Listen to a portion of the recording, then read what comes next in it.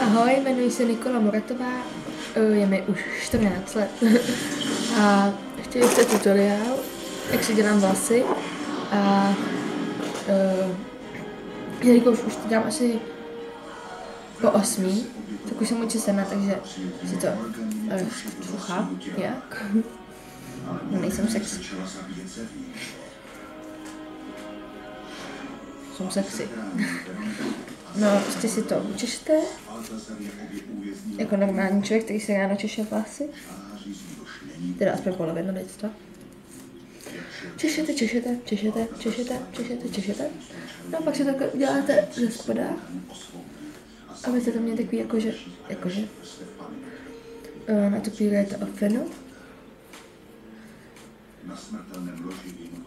Já mám tam zrcadlo. Čekat.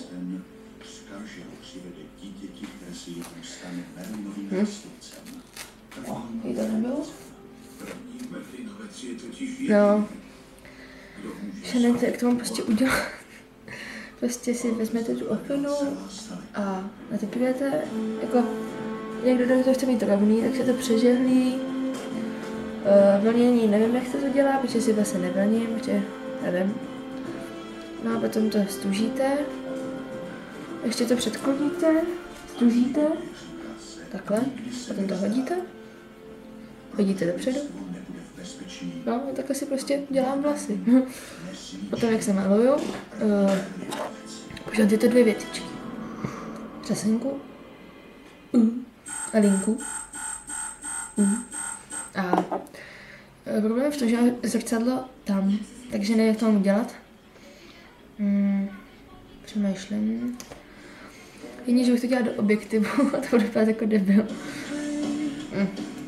No. Nevím, tak já to zkusím. A já jsem se ráno odmalovala, takže to ještě mám. Když já nevím, prostě to nevidím. Prostě si uděláte špičku na oku.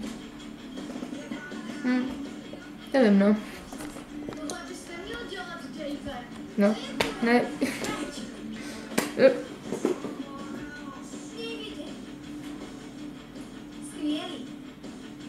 Tohle malinka. Jsem tu. Tak. Udělám ještě jedno potom, jak se maluju, třeba zítra. No, pokud líbilo, tak dejte třeba like, a nevím, to mám říkat, tak.